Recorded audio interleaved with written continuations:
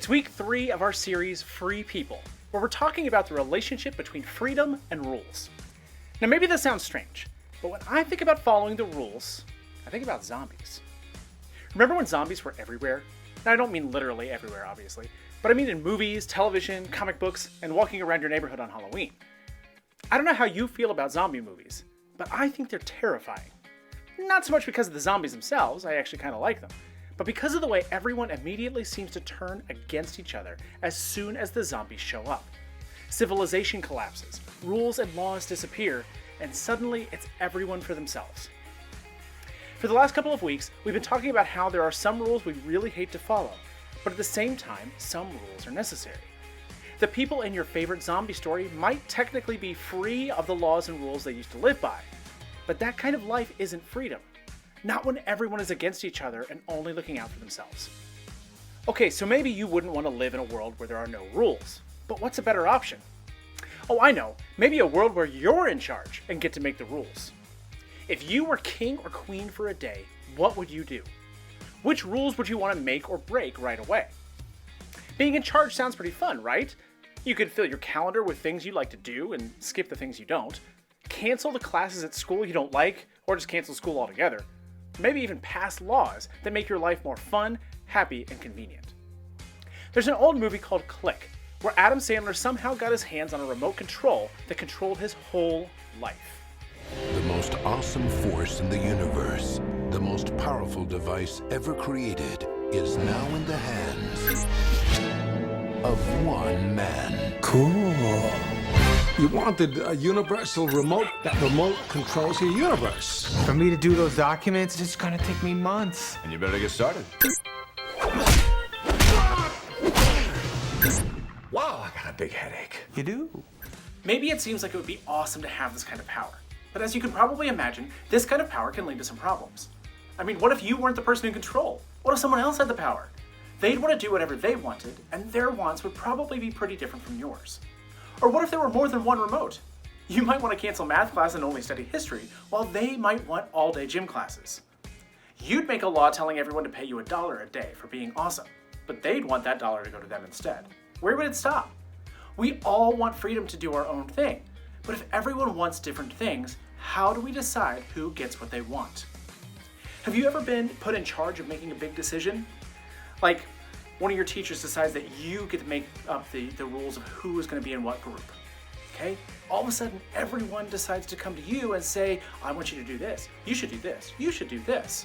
When really, you have your own ideas of what you want. It's not an easy balance to strike, is it? The balance between what we want and what others want? Sometimes we're not sure how to compromise, and most of the time, we don't even want to. Most of the time, we want to make decisions that benefit us. For the last couple of weeks, we've been talking about the most important rule God ever gave us. Although some people think God needs us to obey a long list of rules, Jesus said there is one law that matters most: the law of love. He said to him, "Love the Lord your God with all your heart, with all your soul, and with all your mind. This is the greatest and most important command. The second is like it: love your neighbor as yourself. All the law and the prophets depend on these two commands." According to Jesus, following God comes down to this: love God and love others as you love yourself. The greatest commandment sounds simple, but it's not easy to do. If you've been watching the last couple of weeks, you know all about James. He was a brother of Jesus and leader of the Jerusalem church during the early years of the Jesus movement. During that time, he wrote a letter to the early followers of Jesus that you can now find in the Bible as the book of James. In this letter, James was trying to help these Jesus followers learn how to obey God's law, the law of love. Now, James wasn't a king, but he was still a powerful person. Because he led one of the most important communities of Jesus followers at the time, people wanted to hear what he had to say. He also had a reputation for being just and fair, as illustrated by his nickname, James the Just. James had a lot of authority, power, and influence. People from all over looked to James for wisdom.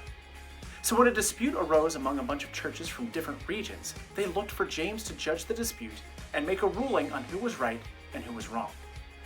In Acts 15, a disagreement broke out among the disciples.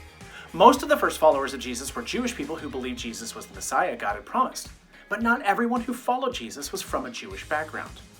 Some of these early Jesus followers believed everyone needed to convert to Judaism in order to follow Jesus, and conversion was not an easy process. Other Jesus followers believed the only thing anyone needed to do to follow Jesus was to trust and commit to following him. James listened and carefully to all the perspectives and made a decision that no one should be forced to go through lots of difficult steps in order to follow Jesus. Did that decision make James uncomfortable? Probably. Would it have been easier for him to tell everyone they had to become Jewish before they became Christians? I think so. James grew up Jewish and he followed Jewish laws, so it would have been comfortable for him to tell others to do what he'd done. But James took a more difficult path. He understood that his decision wouldn't impact God's love for him. He was free to do whatever he wanted to do. But James was also committed to following Jesus' law of love, and he knew the most loving thing he could do was to make it easy for others to know Jesus. James decided his comfort was not as important as loving others. I wonder if James was thinking about this situation when he wrote these words. Speak and act as those who are to be judged by the law of freedom. For judgment is without mercy to the one who has not shown mercy. Mercy triumphs over judgment. The law gives freedom. God's law, the law of love, gives us freedom. We're free to make the decisions that benefit us and give us what we want, if that's what we want. God's not going to stop us or love us any less. But you need to prepare for judgment. God's law of love gives us freedom, but we're still called to speak and act out of love for God and others. This is the thing we will be judged on. There will be no mercy for the unmerciful. James isn't threatening us. He's reminding us that justice has a way of coming back around. When we mistreat people, take advantage of others, or consistently prioritize ourselves over others, we will eventually face consequences. But God is merciful to the merciful. When we're compassionate, forgiving, and gracious to each other, God sees that.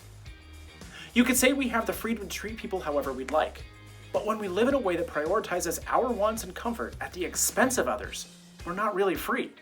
That's why Jesus told us the most important thing we can do, besides loving God, isn't just to love ourselves, but to love others like we love ourselves. It's why the book of James tells us to show mercy to others instead of judgment, because we'll never live freely as long as we're only living for ourselves. There is one thing we will someday answer for. How did we love God and love others? We can make decisions that benefit only ourselves, but free people make decisions that benefit others. Let's think back to the decision James had to make. If you were an early follower of Jesus, how do you think you would have responded? Would you have wanted all of the new Jesus followers to go through all of the same steps you went through to become Jewish? Do you think you would have been okay with putting your comfort, traditions, and experiences aside for the sake of others? What would you do if you disagreed with the people making the final decision? It's almost impossible to put ourselves in the shoes of these early followers of Jesus, but their disagreement is similar to a lot of the disagreements we have with each other every day. This wasn't a good versus evil kind of debate. Everyone involved was trying to do what was good, right, and honoring to God. And there wasn't a clear answer. Everyone in the conversation had the same goal, to see people come to know Jesus. But they disagreed about how to achieve that goal. There were probably some people who got angry at James's decision or couldn't understand his point of view. James ultimately made a decision that prioritized others over himself, and I'm so glad he did. If he had chosen differently, you and I might never have had the opportunity to follow Jesus. James knew difficult decisions rarely have a clear yes or no, right or wrong answer, especially when you're in a decision-making position like James was.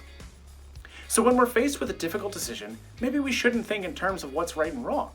Maybe it's more helpful to think like this. What's best for me, and what's best for others? Anyone can make a decision that benefits only them. But Jesus calls us to a different way of living that follows his law of love.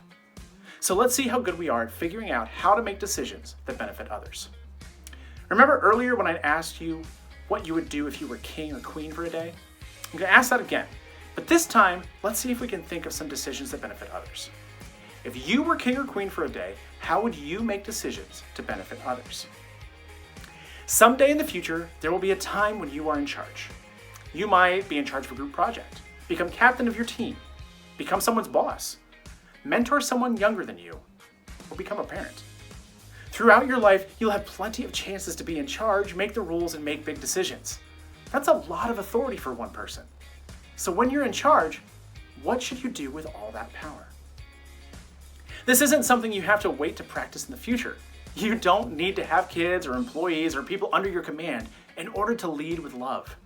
You can make decisions that benefit others every day, like the way you treat your family, what you do for your friends, or how you use your time, money, or talents. If you aren't prioritizing others over yourself right now, gaining more power or influence will not make you suddenly care about others more than yourself. That journey starts now. So how can you leverage the influence and power you already have to benefit others? In what ways do you already have influence? Are you influential in your friend group, on social media, on your team, or with a younger family member? What kinds of decisions do you have the power to influence at home, at school, at church, in your group of friends, or maybe in the world? How will you manage the influence and power you already have? Will you use it to benefit you, or will you use it to benefit others? Thanks to Jesus, we have freedom, but we'll never live freely as long as we're only living for ourselves. Remember, free people make decisions that benefit others.